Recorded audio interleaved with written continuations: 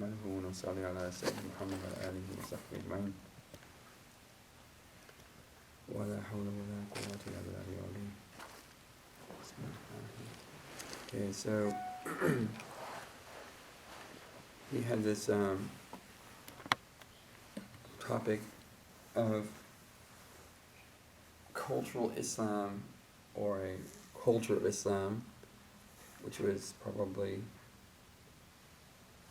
well, I don't plan on talking about in the sense of some type of bashing of what some Muslim purists and others would speak of cultural Islam, as in Kashmiri or Sindhi or Anatolian or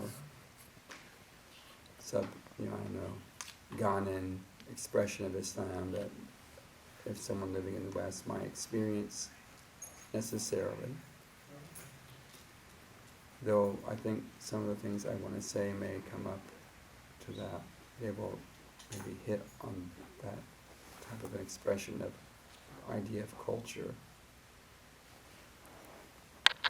So what was I want to start off with my notes that I have made. So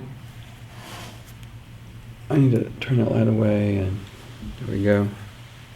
And I'm sorry this is in front of me like that, but it's just how it has to be because these are my notes and I don't have a monitor like a president look behind me or to read from or something like that. And so it's just how it's going to be, inshallah. So I think the first thing we have to look at is just what does culture mean? And Raymond Williams has noted that culture has different meanings. So I'm going to give you 3 ideas that he's noted of the divergent meanings of culture because it's rather ambiguous. So first is what he would call it is a culture as a process of individual enrichment. As when we say that someone is cultured, right? So someone's a cultured person.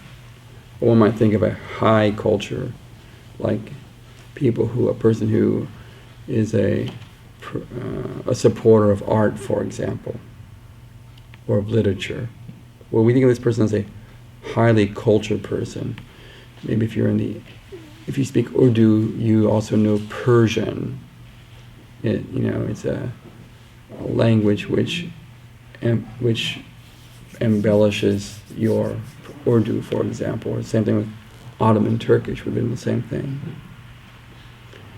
And then he talks about culture as a group's particular way of life, like when we talk about French culture or company culture or multiculturalism, this idea of culture. And that's probably the one that most Muslims, when they think of Islamic culture or Muslim culture, they would think like that. And then there's culture as an activity pursued by means of the museums, concerts, books, and movies that are encouraged by a Ministry of Culture.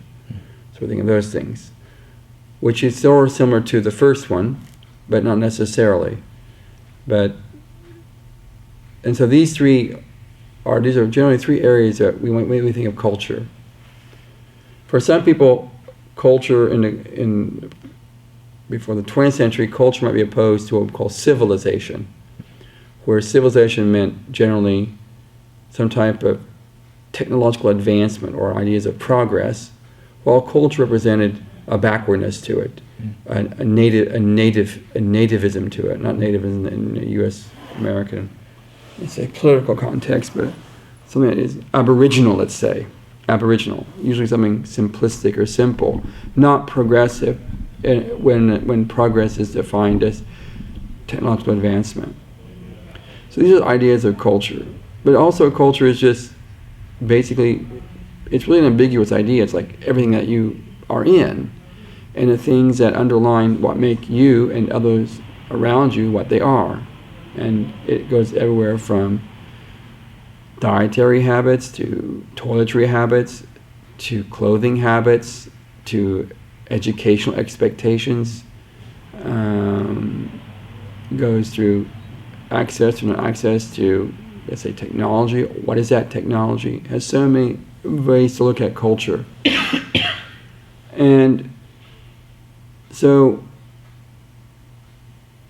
I was thinking about this with different ideas of culture, and I was reading about it to have this talk.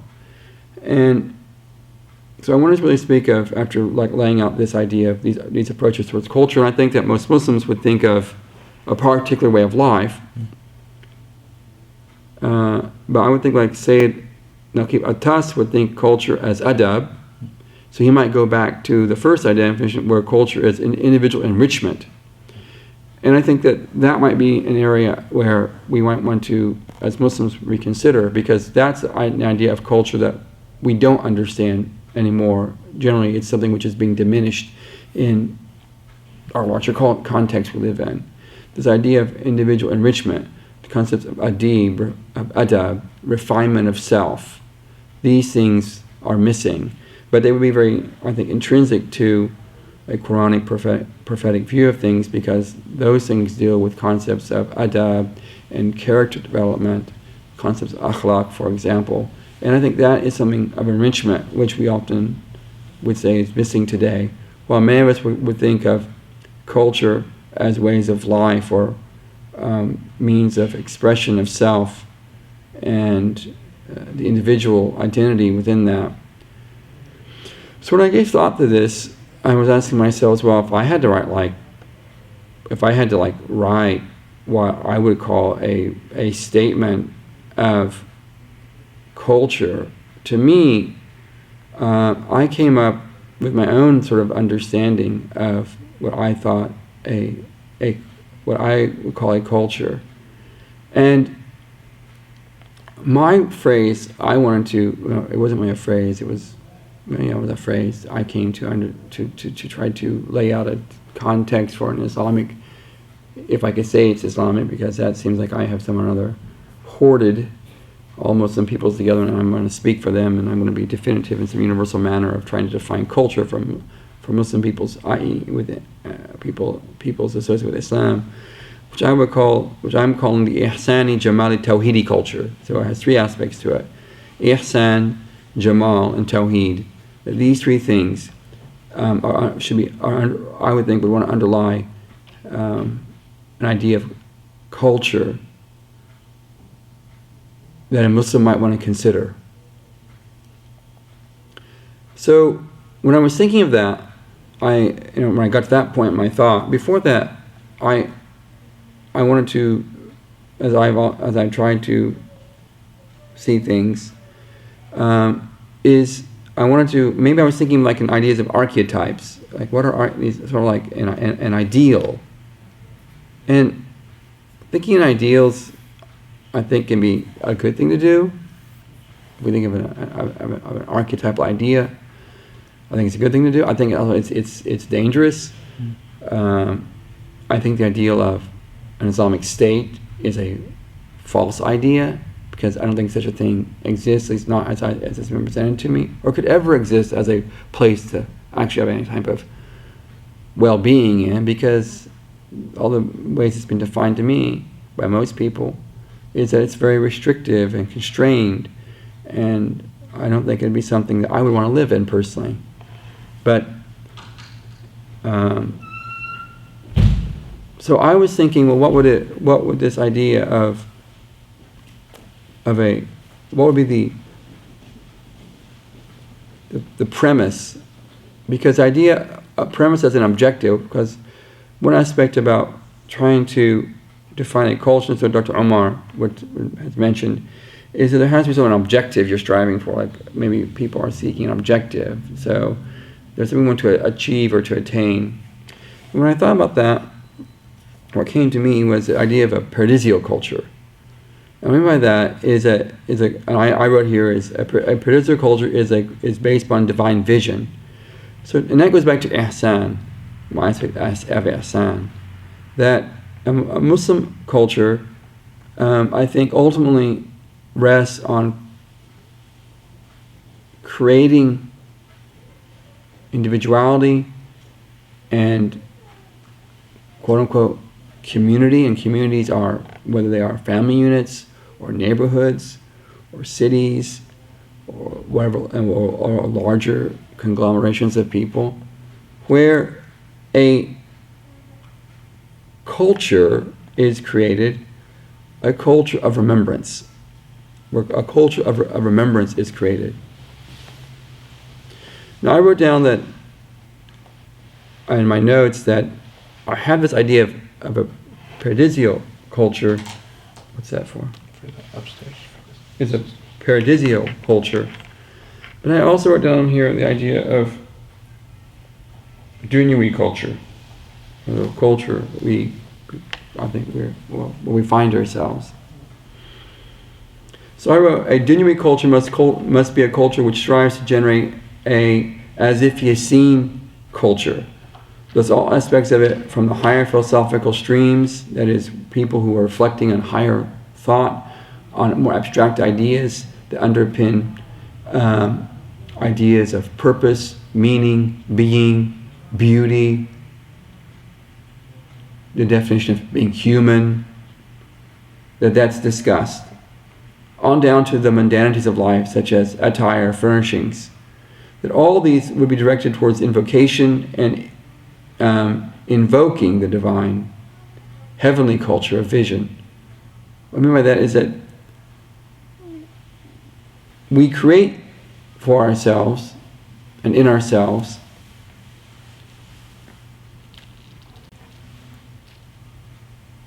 our thought, our accoutrements of life, where things around us are, whether where we conceive of higher ideals, or in symbolisms, or the symbolisms of things around us, whether it be the symbolism we use in our clothing, or the furnishings of our home,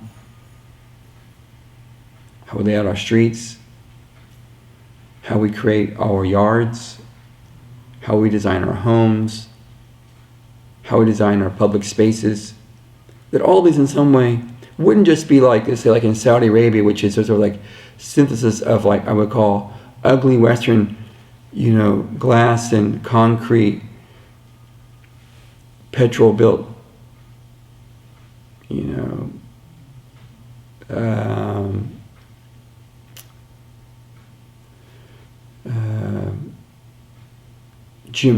geometry space, which we find in, say, like a city like New York, and then we throw in some classical arabesque motifs with some, and then maybe some calligraphic, things, and then ya Allah, we produce some type of Islamic cultural manifestation, and that so it's like that's what it is. I'm not speaking necessarily of that. That is an expression of a culture, but it's not necessarily a culture. It's not a place that induces of divine remembrance. Just by putting Allahu Akbar on the highway, it's right next to the speed limit sign, is not necessarily creating a culture of divine remembrance.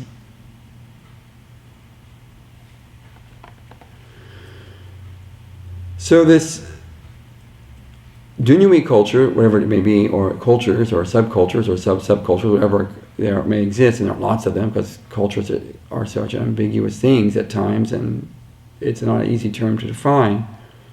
It would seem to me, we, as Muslims, we want to create a culture where our culture is always reflective of a heavenly culture, the culture of premise on divine vision.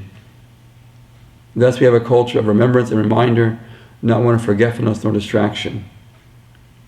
So that everything around us is guiding us towards the remembrance of Allah Azza wa Jal, inwardly and outwardly. Whether it's something which is obvious, or something passive and non-invasive. Let's say for example,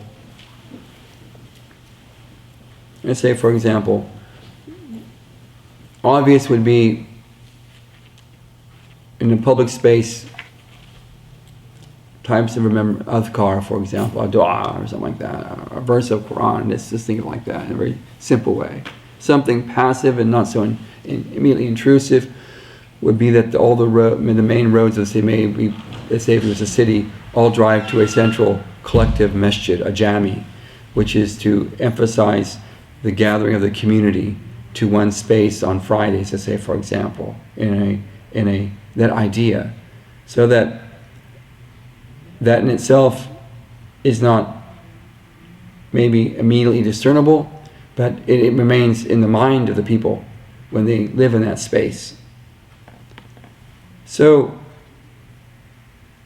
this idea of culture then is one where this كأنك تراه is developed, and things are set up to work that way, as if we're trying to remember Allah.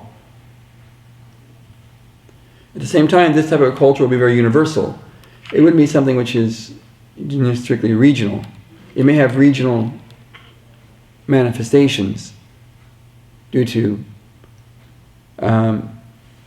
indigenous peoples. For example, the people, maybe they were people who have embraced Islam somewhere in their past, and they, like in the past, there were distinct Chinese Muslim cultural expressions, or Malay cultural expressions, or Iberian cultural expressions, or Bosnian cultural expressions. And whether it be through clothing, art, music, calligraphic styles, architectural structures, how homes were designed, all these things, whether fountains, for example, or gardens down, or type of carpets that they use, and all these things that came into making them distinct. Well, these things all then are part of, I would call it, the regional cultural expressions. But the global culture is one where it's global because Allah subhanahu wa ta'ala is a God for everyone. Allah subhanahu wa ta'ala is not a tribal God. Allah ta'ala is not the God of the Arabs. So, in a sense, anything which is Islamically, as an aspect of Islamic culture, also has this universal inclusivity to it, because everyone is invited to Rabb al-Alameen, to the Lord of creation. He's not just, to the Quraysh or the Bani Hashim or something like that. And so it doesn't necessarily have to be something which is has to be foreign to anyone. It would have, I think, universal themes to it, such as Tawheed influencing it. So in that, then I was thinking, then I wrote down on my notes that, so Naeem's take on objective or of the quest of culture. So Dr. Omar mentioned that if, for example, in an American context, how American Muslims, they may have to have an objective they're striving for. For example, there's a plan. The plan is to produce something, like Zaytuna College did. They have a plan, and they have a plan to produce a seminary. And so they lay out their 10-year, 15, 20-year plan, and their plan is to meet objectives and target dates in order for this to eventually be actualized as the outcome they want to see. So similarly, I think that as Muslims, to say, as I sort of shift the talk here a little bit away from these ideas I'm thinking about of taking archetypal paradisial culture, in a sense, because Jannah has its culture too. There's a culture of Jannah, and reflecting on ourselves into this realm, the dunya, these ideas, these higher ideals. So I was thinking about that. So what would be something we strive for? And I asked myself, what do I believe then is that thing? And I thought, well, I believe it would be this Ihsani, Jamali, Tawheedi cultural objective. That strives to set alternative living patterns that address the threats that are directed against us, Muslim and non-Muslim. Because I think cultures are shifting. They're not static things. They're very organic. And therefore, there isn't just one fixed culture. And there's no one ideal culture or perfect culture that's best for everyone. So I was thinking, if we were as American Muslims thinking about culture, or any Muslims I think alive today, we might be asking ourselves, what are the things that are really threatening us? The things that would, what I mean by threat is that maybe take us back to that one meaning of culture, the culture of where I described up here, as the idea of individual enrichment. What are things that, if one idea of culture is an individual enrichment, and if that is ideas of adab and character trait development, and that expression of self in a Ihsan manner, then there must be things then which are things that are counterproductive to that. So I wrote down these are the things I wrote down that I thought were contemporary issues that, particularly for us as American Muslims, as I'm speaking now in the United States. I know some of you listening are not in the United States, but I'm sure you can relate with are these points. The first I put down is the rampant atomization of identity. Is that we live in a culture of, we're living in a predominant culture of self. And one thing that's happened particularly with recent technology, is that you see this, for example, in cell phone culture, is that people are so engrossed with, even in public spaces, with themselves, engrossed with the self, that they don't have time at times, even as a family eating in a restaurant, to even talk to each other, because everyone's on a machine. So it's very atomized. And this cannot but affect us. And this is, I don't have any statistics here and research in it, but I'm sure the research is being done in cultural studies and social sciences and anthropological studies of the effects of this type of technology on other aspects of other cultures that I may have been more familiar with when I was growing up, where these technologies didn't exist, and maybe we did sit down and eat dinner together, and we'd actually talk to people more, for example. So one is this idea of, which is also based upon, it's not just based upon technology, but the identity of self, or the emphasis of self over, say, a collective. So in American culture, for example, was very much premised on the idea of making yourself a self-made man, the person who's of course it was always self-made man was always someone who was in some way financially successful or politically successful, something like that. It rarely is it the idea of being a man of letters, for example. No one thinks of someone being a man of letters anymore, which is that other higher level of culture, of personal enrichment, for example.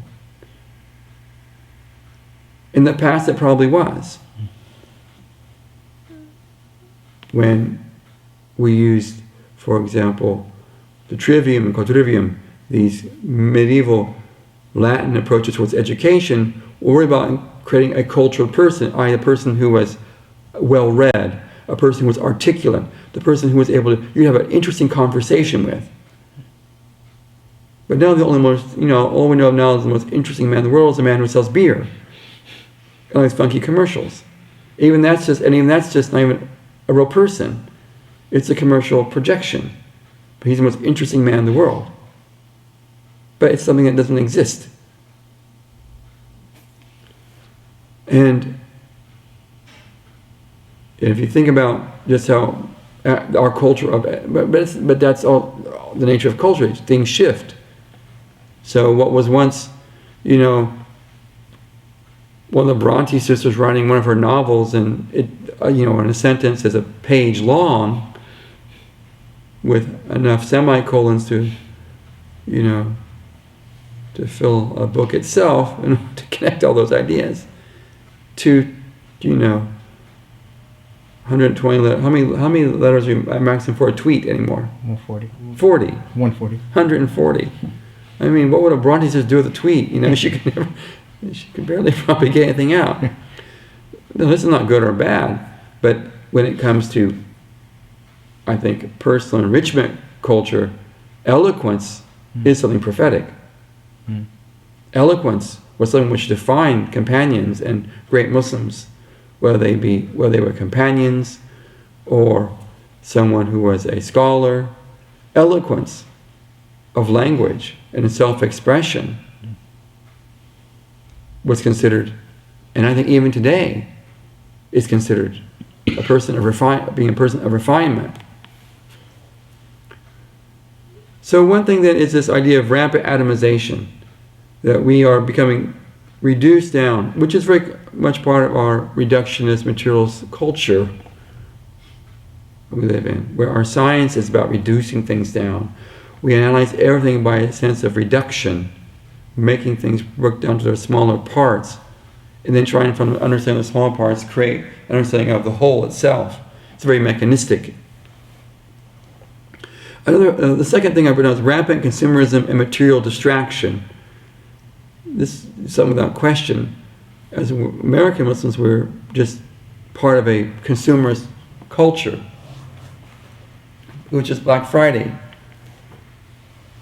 And after a day of Thanksgiving is the day of, binging with the credit card, going in debt.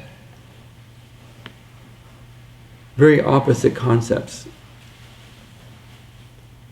But obviously from a traditional Muslim perspective, zuhud and zinat hayat dunya, abstinence and avoiding the embellishments of the lower world, which is the zinat hayat dunya. We're always dispraised. The Prophet ﷺ described that as part of the one of the ideas of haya, or modesty, which is indicative of Islam, is avoiding these type of traps of just embellishment and worldly things. That's the second point, rampant consumerism and material distraction. Another point was rampant loss of identity as excellence of character being supplanted with identity of professional or income. Now, for a person to have value for many of us, it's your value when it comes to your profession. Your value or worth for many people is not by your personhood, but by your pocketbook, your bank account. What community do you live in? Is it gated or not, for example? What vehicle do you drive? What ideas of success do you project? So, but being a person of letters, which I mentioned, or a person of excellent character, it's not denied.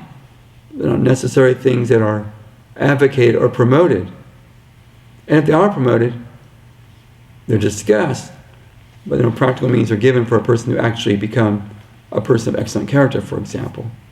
It's not merely, a 2-day retreat or a retreat or an online course on character traits that someone's going on. If you take a course for 8 weeks, you'll walk away a highly cultured individual. It's not like that even. And it itself betrays our failure to understand enculturation. It also indicates that we must feel there's some type of loss if we're having to go out and try to register for a class on character traits. Then we must feel that something's amiss amongst ourselves. Or at least we're saying we identify within Islam that there is a teaching on the importance of character traits, and thus we pursue it in some manner through an 8-week course, for example. Another part that we must consider, I think, in our generation so these are the first 3 things I've come so far are thinking about why am I saying this, because the other things I think must help us to define objective of culture. If we want to create a Muslim culture or a subtext, a foundational text or platform from which we could create various types of Muslim cultures in the 21st century common era, atomization of identity, consumerism, material distraction, excellence of character versus profession or income, measures of success and identity. These are the first 3 I came up with. The fourth one was disregard for future at cost of immediate self-gratification. That's what I call the earth-centered custodialship aspect of cultural development. Is that we live in a very selfish society. Our consumerism is very selfish. It's very short-term. It doesn't think of long-term effects that we create for our children, our grandchildren, great-grandchildren, and others. And so we have a culture which is consumptive and doesn't leave much behind for others, by which well, they will definitely be experiencing a different set of cultural norms and values because we will bequeath those things to them. Bequeath them through issues that deal with climate change, resource reduction, which we are benefiting in, especially in our consumptive lifestyles. But I think we have to create cultural objectives that would reduce the threats that we are laying out that our future generations will experience.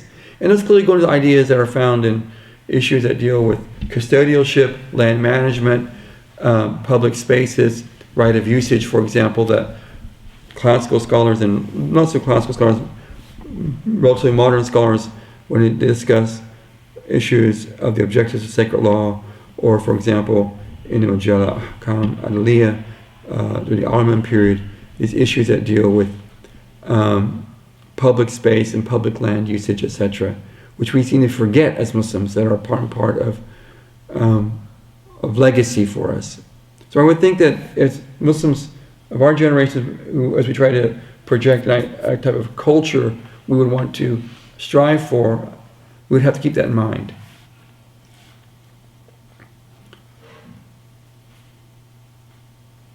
And the next one I came with, which sounds very much like Naeem would come up with, is a culture where man is to create and to see him as a custodian. And I mean by that is man as the predominant evolutionary causal instigator. We have shifted in the planet, which we all live on in Kosher, in that the greatest cause towards evolutionary change is man himself. We are now changing the planet so much that what we do is now defining the planets, the other communities, the non-human communities. There are very few places on the planet left where you can go where human influence is not in any way significant. And there's no place anyway when it comes to just the atmosphere, when it comes to carbon dioxide levels, for example.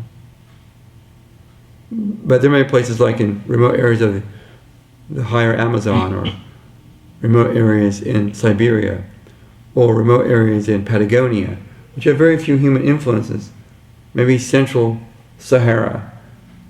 But generally, humans have now terraformed, or terraform is one rather intense word, are altering the planet so much, especially forests, delta regions, river systems, coastal regions, coral regions, shallow regions, for example, that we have to think of this culturally. Is that as humans we are now we have become the primary means by which Allah now is changing communities on this planet. And I think we have to be mindful of that in our current generation as we project ourselves towards a cultural idea, what we want to strive for. So, is you guys bored already? You bored, Muhammad? No. You're sitting there looking at me. So I thought about this. Actually I wrote these notes. I wrote on this plane this morning, flying off. All this is like 5 pages of notes from my plane. I sat there and just thought about all this stuff and things I came up with. All those things that some of you may are familiar with, other things you're not so familiar with, I'm thinking about. So, because I think that we have to sort of look at how we want to project an idea of a culture. In a sense of what would we like to see? I wonder why there's so much traffic outside. What would we like to see? And what kind of a place would I like to live in? And others to share. Not just for myself, but others, Muslims, non-Muslims. And I see this as Ihsani, Jamali, Tawheedi. But quickly on that then, Ihsani goes back to my idea of vision. Creating culture where God is remembered as if you could see Him. So on various levels that could be done. Jamali, because Islam intrinsically is striving for excellence of beauty, not ugliness. So you might think of like strip joint mosques in the United States are ugly. They're not edifying to the nobility of Islam, the nobility of divine call. And of course, the divine call reaches the gutter. It's for the man who's in filth, literally. But it's also to take a man out of filth, literally. But if I think about many of our masajid, oftentimes they're considered more functional places than aesthetic places. And if they are aesthetic places, oftentimes the aesthetics are oftentimes just what we might think of the pat understandings of Islamic cultural relics and artifacts such as geometry, calligraphy, and leave it at that. We leave it at that. We think that this must be how it must be expressed.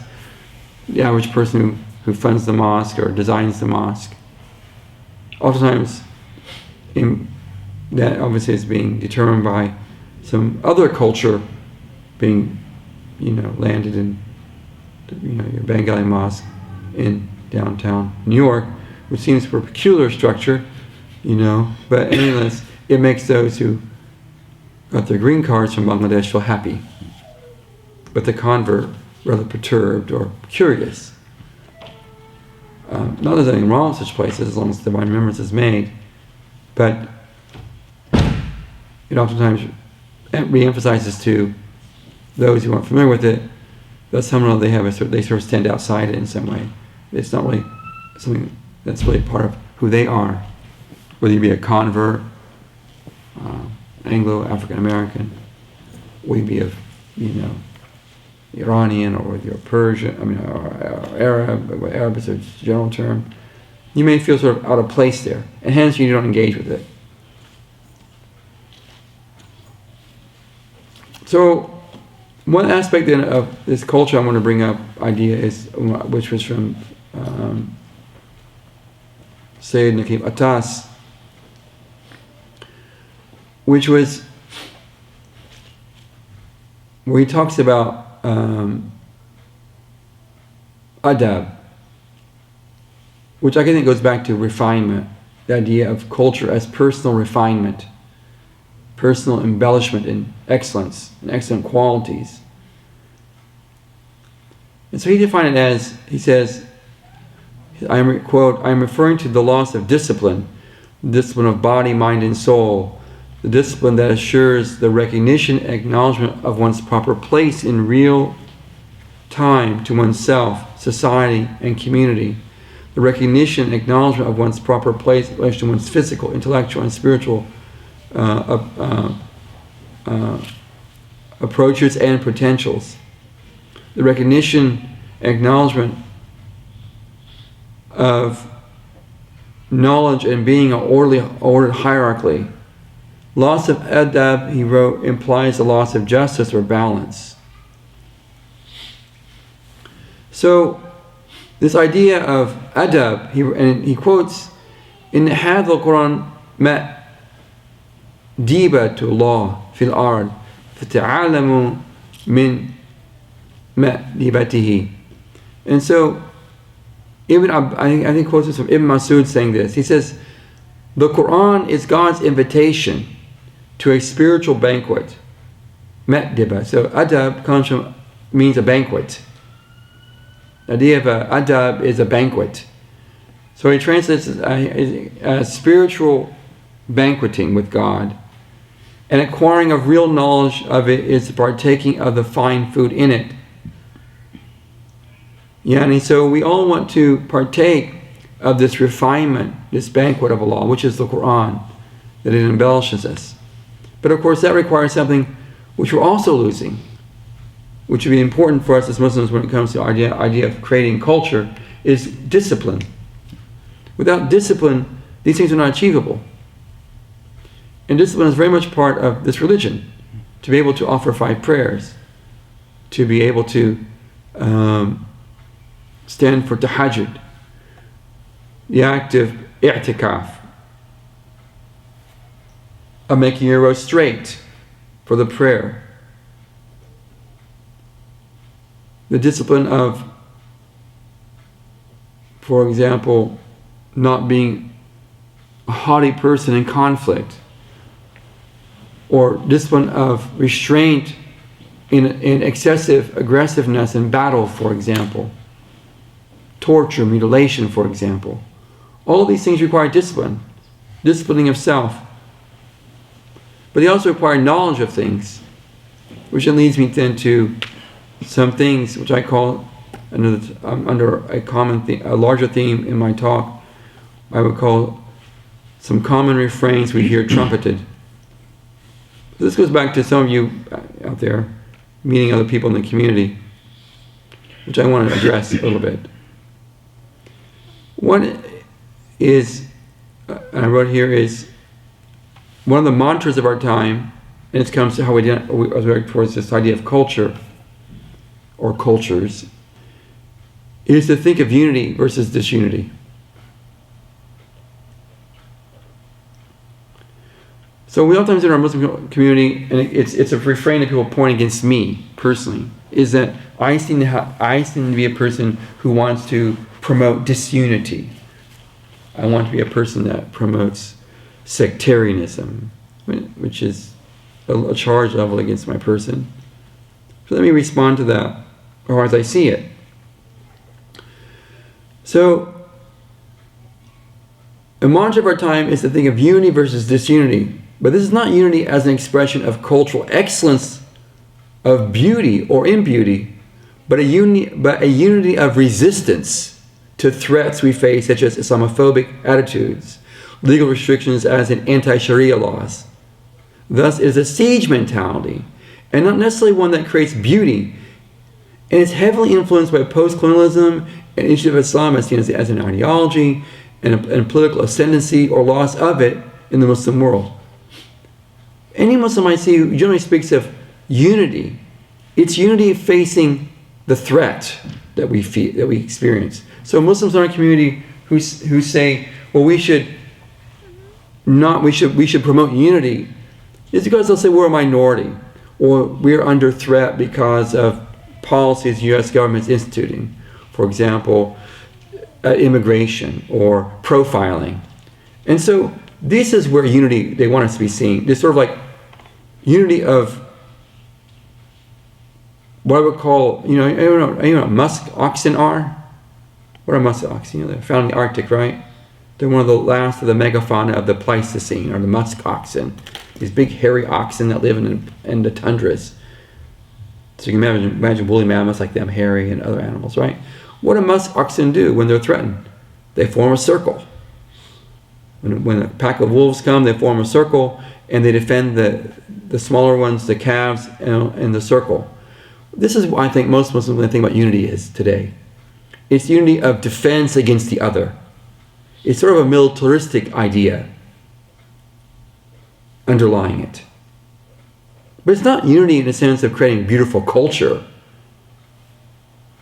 It's never a word like that. You don't see Muslims, we must come together and unite on art or language or beauty. I never have seen that promoted anywhere.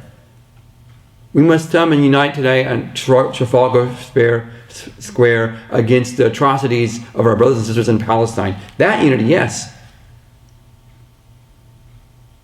But when it comes to other types of unity, no. So, this is my problem I would have with that, is that those are important issues, but those are not the reasons that are sufficient for us to set aside our differences necessarily, because our differences will constantly remain amongst us, and that unity is a false unity, and that's unity also which doesn't really portray a reality, because it implies that somehow we are all somehow a homogeneous whole, when we're not a homogeneous whole. We are very distinct. And so there is this idea then we shouldn't be discussing things that are perhaps quote-unquote sectarian or problematic, because that threatens that unity, that defensive unity. So therefore I agree that Muslims must have advocates for themselves as minorities and must use the things in place. But I don't want to just have to come to some sequestering of or ceasing of my own personal view of things for this type of unity at the end of the day. Because I'm not so sure that it is the unity that in a sense will engender from us something positive. Because this type of unity generally is the reductionist unity, which calls for conformity and not diversity. Even though it might promote diversity, it doesn't necessarily follow up with it in practical manifestations. And another mantra that we would hear is that this idea that we need knowledge. So someone would say that, what we need is knowledge. We need to teach the community, teach our communities. And I would say, but what exactly should an Islamic epistemology envisage? What is knowledge? It's one thing to promote knowledge, but you ask the person who wants us to promote knowledge, well, what is that knowledge? What are you talking about knowledge? Define knowledge to me. So usually,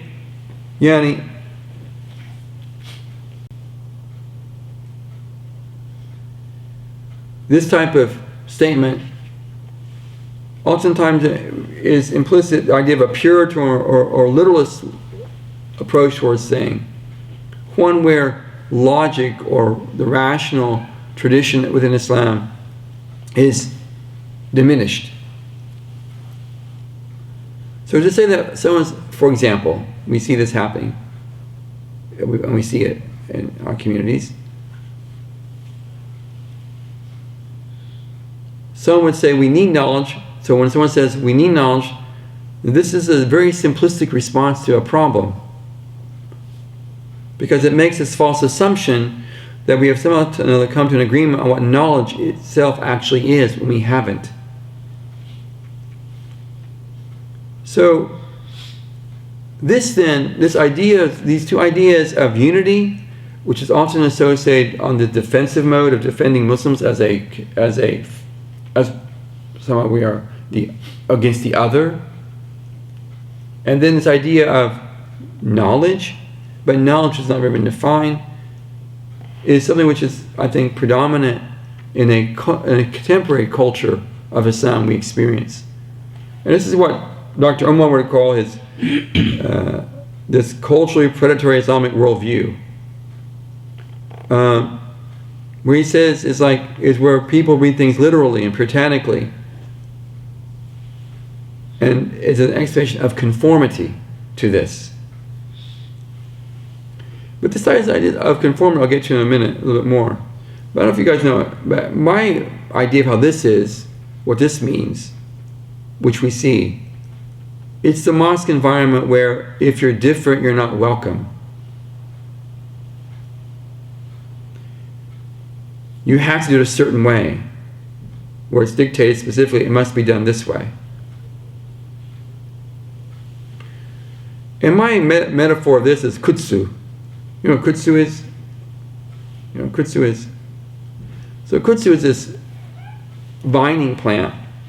I believe it may have come from Asia. Maybe it's African. It's all found now. You find it in Tennessee, in the southeast. And it's this plant which has big leaves, and it's a vine. But as it grows, it basically smothers everything else out. The trees it grows on, they end up dying. The plants that grow underneath it, they die. And so you'll see areas where there's this kudsu growing. This is what we have in many of our mosques, is kudsu growing, where a blanket grows in our mosques of conformity, and anything which doesn't conform is somehow not welcome. And this is any mosque, irrespective what it is. It could be a Deobandi mosque, it could be a Braillevi mosque, it could be a Salafi mosque, it could be a progressive mosque. As long as you don't conform to that, what is there in that mosque culture, it's not welcome. Some are more predominant than others. I mean, the progressive, quite unusual, not so common. The others have degrees of commonality as are more common. And of course, these issues arise as one aspect of, as we want to understand, a culture of Islam. And I just want to make a brief point on this. As I wrote this, is just the idea of our past 250 years of trying to attempt to interpret and identify that which is truly prophetic. Because I believe the last 250 years of Islamic history is a struggle of trying to define the Prophet ﷺ. And I think that plays into how we create an identity of a culture for the future. And it will, and it has, and it is. Many times what distinguishes us is, for example, in our mosque subcultures, is this basic definition of the Prophet ﷺ. We can't agree on of identifying him or defining him. So, for example, it's a true prophetic, to try to identify the true prophetic model that not only includes a theological context, for example, tajseem versus ta'til, for example, ideas of corporealization with God or denial of divine attributes, which is a point of discussion. But also how failure, there's a failure to identify and thus operationalize this theorized understanding of a pure and true analysis of the prophetic tradition continues to place on us a quest for authenticity and its ancillary debates of true or pure or authentic Islam. Thus we have created cultures of reformative readings: Deobandi, Brailvi, Wahhabi, Salafi, Nursi, modernist, extremist, Kharijite, for example. They are all attempts at trying to define what they feel is a true reading of Islam. Thus, a pure and true narrative very much is identified with a reductionist view of reality and our wholesale understanding that somehow buying into a highly technological influenced larger culture can somehow be divorced from deeper ideas and themes of self-identity. Yani, we have various types of subcultures as modern Muslims. There's a subculture of the fringy Muslim, the Muslim who is a Muslim by identity in some manner. For some, there are atheist Muslims. I'm not quite sure what that means, but it's a person who identifies to a Muslim heritage, but is no longer a person of faith. What's the policeman want here? See what he wants? Go open the door for him. They've come to take me away. The Al-Qaeda police have arrived. About time for them to get here. It's been a decade or two. But we've been waiting. The ones I mentioned, for example, Deobandi, Braille, very common issues of conflict there. But the ones I mentioned, like Nursi, ones in Turkish, in a Turkish context. But this is a fundamental thing: is that trying to identify the Prophet ﷺ, trying to identify what does it mean to follow the Prophet ﷺ. So identify him, and then once you've identified him or defined him, then you try to say, well, how then do I relate to that definition? And how can I have sincerity to that definition? And of course, almost all of these have a root in the idea of political ascendancy or lack thereof, that Muslims struggle and strive to restore Muslim power.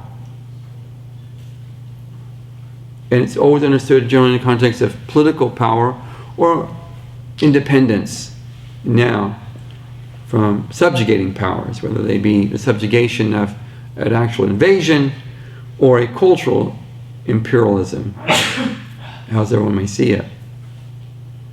We see subset cultures in our Muslim communities that develop around specific scholars. For example, in Turkey we have the Süleymancılar.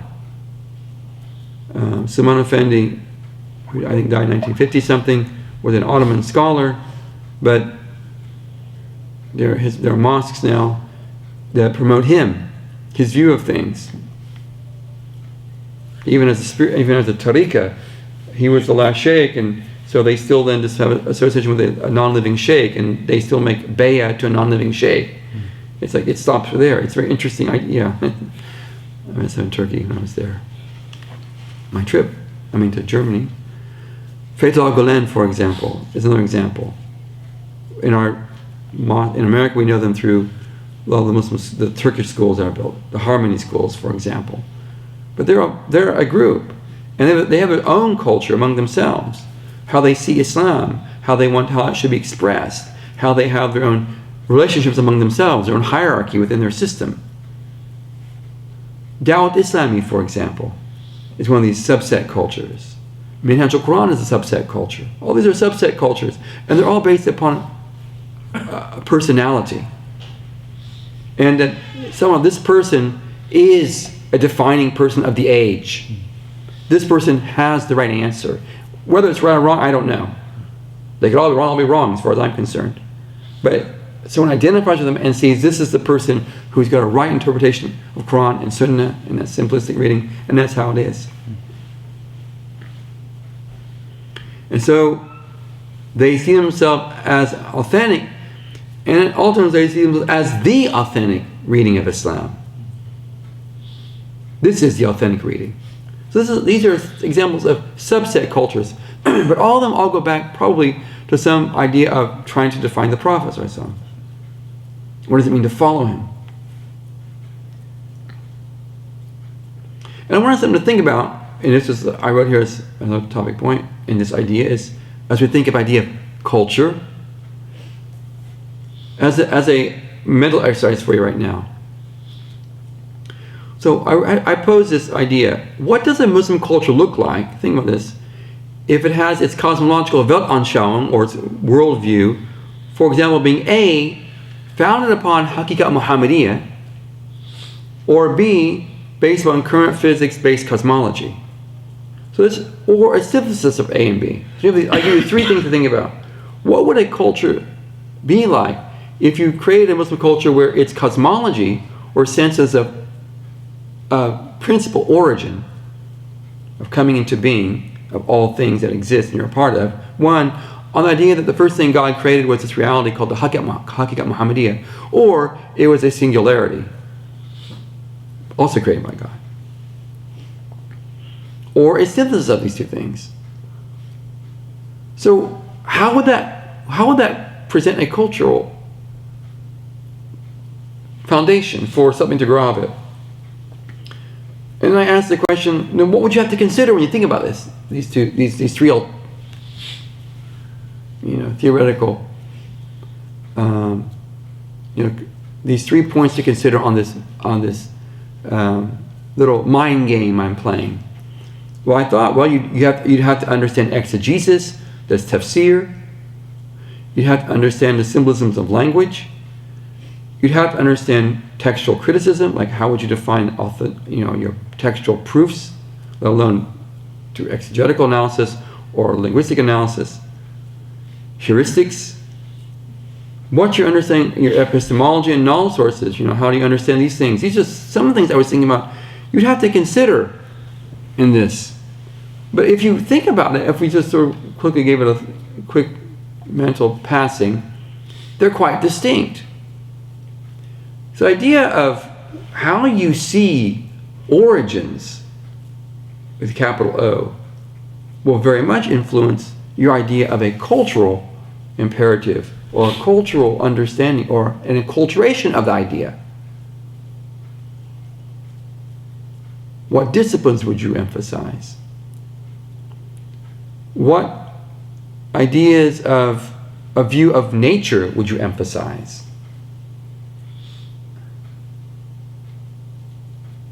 How they play into how you use the world around you. For example, from a idea of resources, for example. Would it be grounded in, for example, utilitarian approach? Or would it be grounded in an idea of sacred trust? So you can start thinking then that a question like that really are important questions. And to dismiss them as insignificant is actually quite foolish. Because they define so much of how we just see things around us, how we use things around us, how we engage with things around us. Obviously, if you are say for many average Muslims, the natural world has no significance for them except to be used. But if I was raised in more of a more mindful culture, Buddhist culture or Zen culture, I might have a different sense of respect for living things. And personally, for me, a Zen Buddhist approach towards respect is much more sensible than I see the average Muslim through his utilitarian approach of just usage. Because one almost acknowledges a sense of sacredness in that community of living things, while the contemporary Muslim, does not see that, is dismissive of it. Though he's taught that these are communities, but has forgotten to reflect on the idea of community for anything which isn't human, though it's clearly Quranic. Which would then make me think then, perhaps contemporary Muslims could learn from a Buddhist tradition of respect, or they could at least get indications to remind themselves to reactivate or to reconsider their own teachings on community when it comes to the other the other communities on the planet. So I would think these are things we would want to be thinking about in the idea of culture.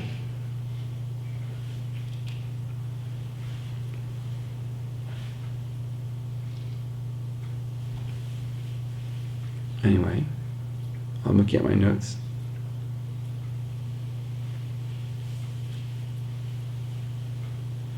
But in our Muslim culture, and I'll give you an example of some things that I want us to think about, and this comes under the idea of custom and usage, which I will get to. I'll give first as maybe an example.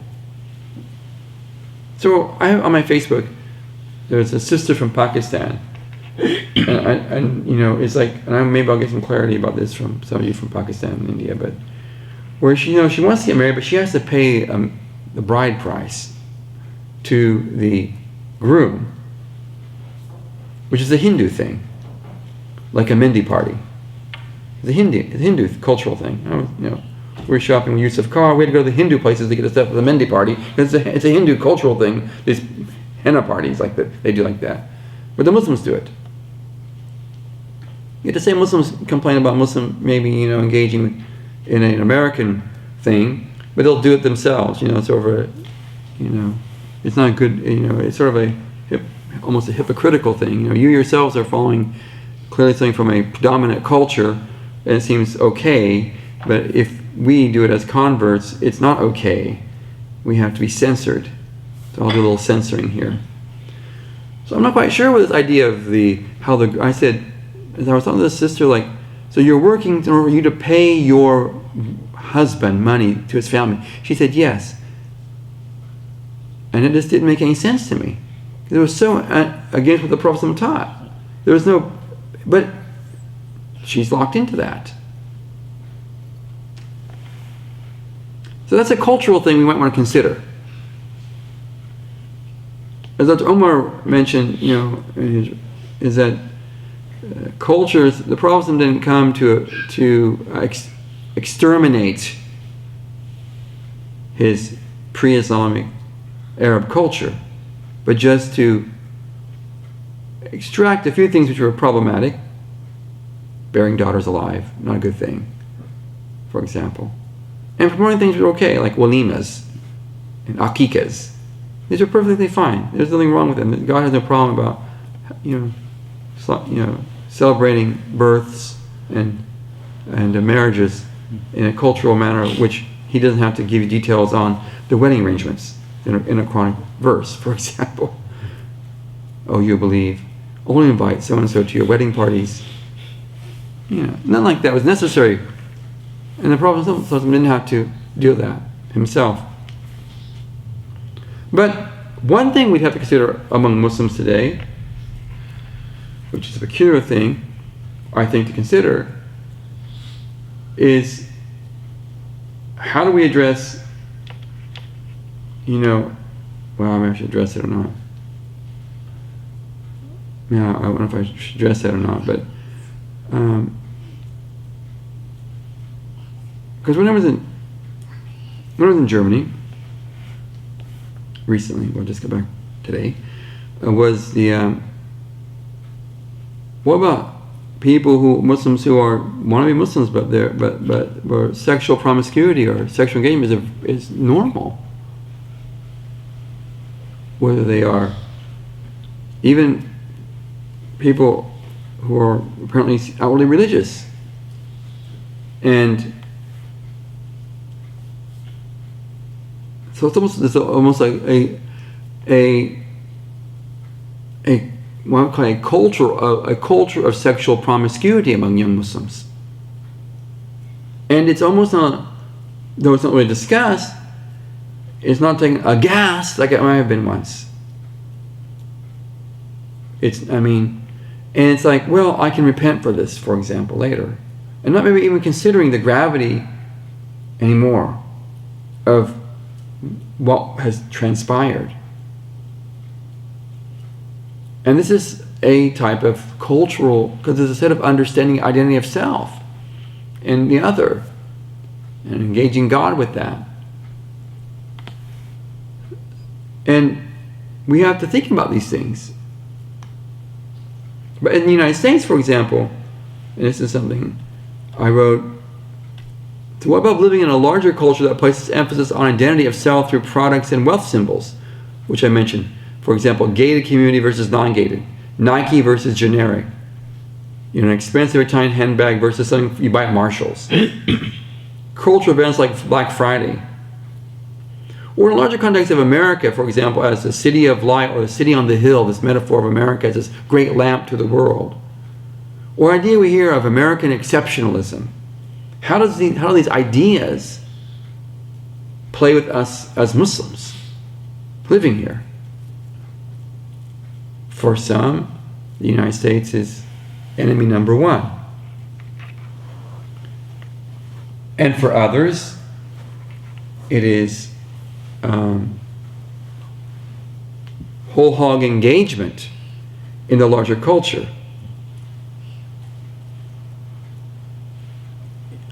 Where I saw, for example, Muslim couples wearing, husband and wife marrying, matching university sweatshirts that are, like dressing up. Or I saw in, maybe I wouldn't say they're Muslim, but I would say they're Indian or definitely subcontinental. At the airport in Newark, where they both had letter jackets the same, which just seemed very strange to me to see sub-Asians with university leather jackets, man and woman, matching. I see that at a tailgater, football match kind of thing with Susie and Bob, but I'm seeing, I just thought, it was interesting to see that. There's nothing wrong with it. I probably don't care. But this isn't very much. As we see young Muslims, or non-young Muslims, I suppose, at times, where there is this engagement in the larger culture so much that the only thing that makes them distinct would be a name or skin tone. That's about it. Which is, I'm not really, well, I will think about that, but it's quite a disjunct from probably their parents. A great disjunct. Probably many parents would probably are trying to figure out what's going on, but they don't really have much control over it, so it just is what it is.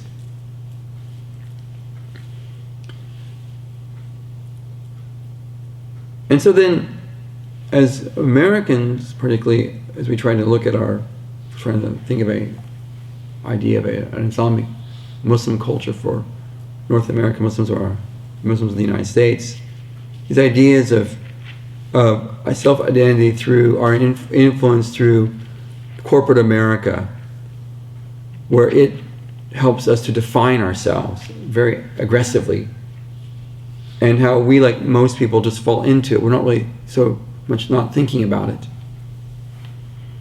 And I think it's most average Muslims I know. I mean, it's nothing unusual about that. And also times that first generation immigrant youth, as those who are born and or substantively raised in the United States are expected to carry cultures more than one. Oftentimes it's the culture of the immigrant parent, their families, and then that which they find regionally and nationally as just living in the United States. And oftentimes these come at odds with each other. Trying to convince mom and dad to let you go to the prom is oftentimes a hard sell. So the reason I'm bringing these things up is that as we think of the idea of culture as you want to grow or create a culture, you have to be mindful of things around you that are also intrinsically and clearly defining you in many ways. Oftentimes you're not even thinking they are. And we have to go back then to the idea of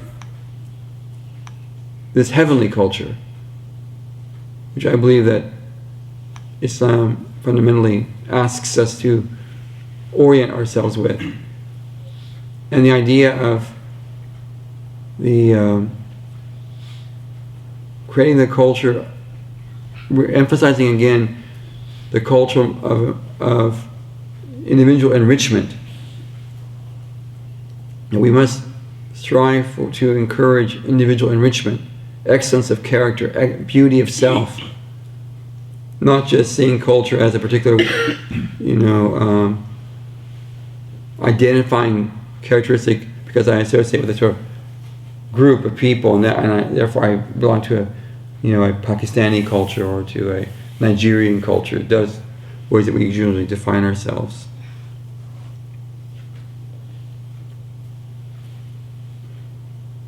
And one way to do that, how we look at this idea of culture, is just sort of look at what people in the past did and define the good or the bad around us. So Dr. Umar had mentioned two examples of this I thought were worthy of note. One was the Ethiopians, the Arfida, who celebrated in the Prophet's mosque, with their leather drums and dancing with spears.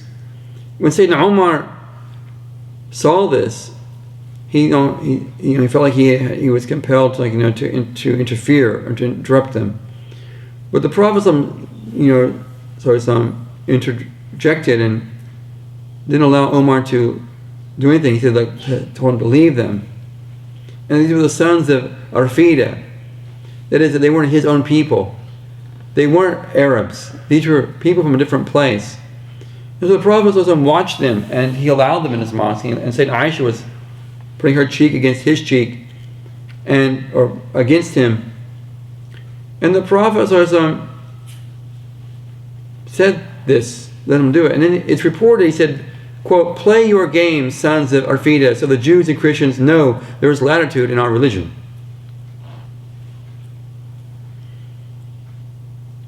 But obviously that's not always the case in much of our subcultures today. There is no latitude. We have attitude, but not much latitude. We're not willing to. The Prophet was even do something which most of us would seem unbecoming in a masjid, which is people doing a dance with spears.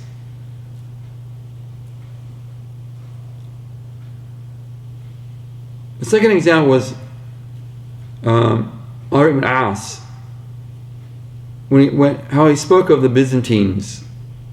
And you get in context, the Byzantines at the time, they were a formidable enemy of the Muslims in a sense of conflict. And yet, Amr ibn As spoke of these people, and he said, when people spoke to him of the Byzantines, he said, "If then you have related this honestly, know that they have 4 excellent qualities." He spoke of 4 excellent qualities of the Byzantines of his time. He said they are the most forbearing of people in times of discord. They're the quickest of people to recover from calamity. They're most likely of people to renew an attack after retreat, and they are the best of people toward the poor, the orphan, and the weak. So he actually was finding good qualities in them. And then he said, and then he added, And they have a fifth attribute, which is both beautiful and excellent. They're the best of people in checking the oppression of kings. So I'm mentioning this as Dr. Ammar, taking his lead, is that this is mentioned because, one, it could be that it's a sign that the West has a lot of benefit from Muslims. And today we can see, despite, left-wing or right-wing conservatives in some Muslim in European countries, much of what, for example, of compassion and goodwill coming to, say, for example, the refugees from Syria and Iraq, Afghanistan, they're finding it at the door of Europe, at the gates of Europe. And we see the Europeans welcoming them. Of course, there are people who are rejecting, or Germans reject, and Poles who reject, and French who reject. That's normal. You always will find people. But overall, there are government policies to welcome them. Generally. And obviously there's a reason why these countries are going towards Europe and not going towards Muslim majority countries. Because they're finding on a basic, even they know even that these countries have bound themselves to legal agreements to ensure the rights of these people. They know if they get there, they won't just be imprisoned or deported, but they'll actually be given something. And on a basic fundamental need, well, their fundamental needs will be met. And generally that's what people really want, our basic needs to be met on some level. Anyway, but the point of that is that Amr al-Aswad, when he was mentioning this, is that he's finding virtues. And thus, as we as American Muslims can also find virtues. We don't have to see the United States as a totally evil place, but if there are virtues here, well, it's our right to seize them, to encourage them, to adopt them. And there are things which are not in context with what we think is a Quranic, Sunnic view of things, then we can dismiss with them if necessary. Okay, then, so, well, that's sort of where my talk is wrapping up, Ahmed. How it goes.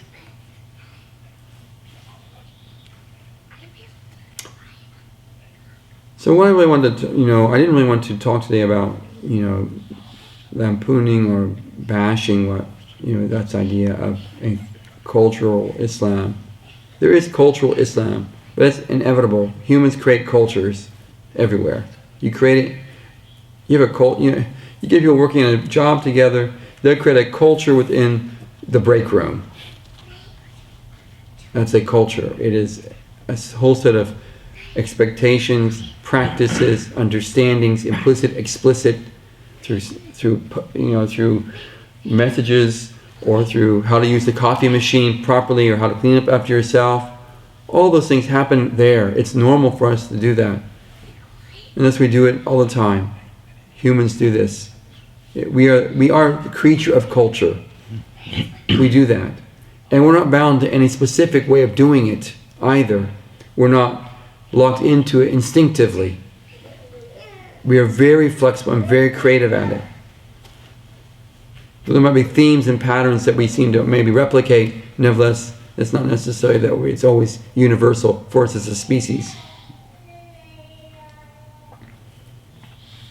But I think we need to be considering now what we as Muslims would want as a culture. Hence, it goes back to my question. I gave the thing to think about, the mind game, about the idea of a culture founded on Haqiqat Muhammadiyya, or a culture founded upon modern physics and of that cosmology, or a synthesis. What would they look like? And I think if we start thinking, there'll be a lot of distinctions there. But I think it really goes back to this. I personally believe, when I have given a thought, that we would want to create a culture that is ihsani, based upon creating awareness of God as if we could see Him. Second, of beauty. It encourages the beautiful, not the profane or the ugly. Of course, that can be very subjective. And it also is Tawheedi, in that it emphasizes God as God is. And that includes divine lordship, divine sovereignty, divine accountability before God, divine, what would be the word I want in English? Providence, as in qadr and qada, for example. These would be things that we would want as objectives in that. And that's what we want to talk about today, was that. That was it. I hope that was a benefit. Those are my notes, basically. I got a few more stuff there, but that's basically my notes on that. So inshallah, to give us some things to reflect upon. You know, we need to do this type of reflection. We need to have these type of thoughts about these things, because they can help us then to lay out objectives we want for ourselves, how we want to be, how we want to create institutions or create community, however it may be. It's important. Allah give us tawfiq and be people as I think a quote of mine. I had someone quote me in Germany. I think it was something I said. I said, that was a pretty decent quote. And I said, who said that? I said, oh, you said it. And I said, oh, really? I didn't remember saying that. But anyway, I think it was, live simply, think deeply. Was my quote. Oh, at least they took it from me and wrote it down as a quote from me. And I guess it is true. We must be deep thinkers. May Allah make us deep thinkers to address issues. And that's really what I wanted to. No one can hear me. They can't hear me. This microphone on. My microphone was on. Sorry, Tariq. Can you all hear me? No, you can hear me. So inshallah, that's what I wanted to share. And we'll leave it with that. I'm a bit tired now. It's been a long day. And I still haven't got my luggage yet. So inshallah, that'll be it. Yeah, it's, who knows. It's got to Toronto. Then after that, I'm not quite sure where my luggage is. So inshallah, we'll get it, inshallah.